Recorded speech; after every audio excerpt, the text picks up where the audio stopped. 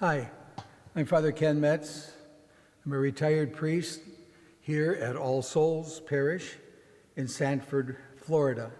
I'm standing here with our portable baptismal font. We use it because when we do baptisms, we like to show it in the middle of the church where everybody can watch and everybody can participate. But we're here today to talk about Holy Saturday night, the great Easter Vigil, the vigil above all other vigils. Many years ago, back in the beginning of the church, this night was a very sacred night. They had finished 2 days of fasting and abstinence, Good Friday and Holy Saturday during the day. In fact, they even ate nothing during these 2 days.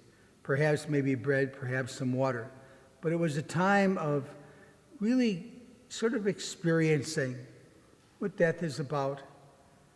Always saying we're together with Jesus and that we shall rise again.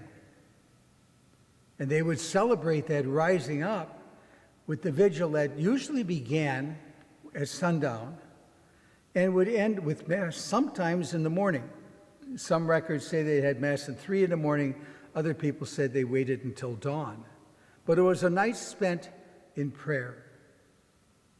Now fast forward to when I was a server back in the 50s. In the early 50s, I remember celebrating Holy Saturday Mass, acting as the server to the priest of our parish. And what I remember of those celebrations was, first of all, it started at 7 in the morning.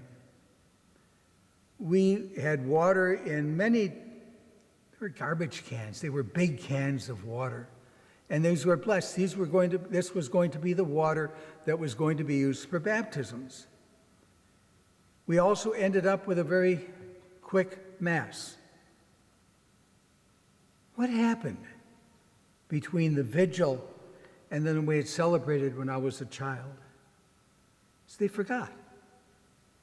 They didn't understand this whole vigil thing as much as we began to understand later on. In fact, that's what happened in the 1900s. A lot of places were doing research on liturgy. 2 places in particular, Maria Laach, which is the Benedictine monastery in Europe, and St. John's in Collegeville, Minnesota. And they had happened upon doing a lot of in-depth study, going back to books that had not been known for centuries. They were lost in the dust of time. And so what they did, they started researching and they began to see how incredibly beautiful this Easter Vigil was. This Easter Vigil where people would be standing outside the church and they would be standing in 2 groups, the men and the women, people that were never baptized. This was the night of their baptism. And they would be invited in, first the men, then the women, and they would be baptized. They plunged into the water.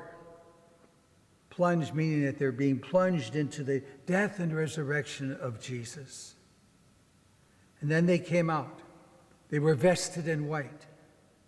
Then they went into the next room where they met the bishop, and the bishop would put the oil of chrism on their foreheads, signing them as a follower of Jesus. And then for the first time, they were allowed in to celebrate the Mass with the rest of the people. When I mentioned a minute ago about the fasting that they did, they fasted from Mass.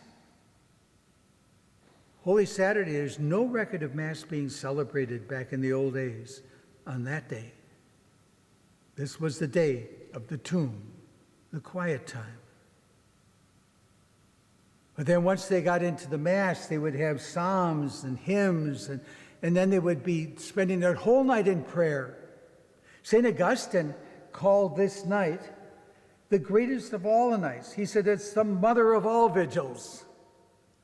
It's the words he used, the mother of all vigils, the most important one of all. And then as Sunday came, as the dawn came, if that's how long they waited, then they would celebrate this Mass. And they say, Jesus, the light rising in the east. I mean, all the sense about Jesus coming from the east, that all goes back to celebrating the resurrection of Jesus. Fast forwarding to now. That morning Mass that I celebrated or was a server for back as a child is gone. That ended in 1955. That's when Pope Pius XII said, we have to restore this. We have to get it back to where it should be.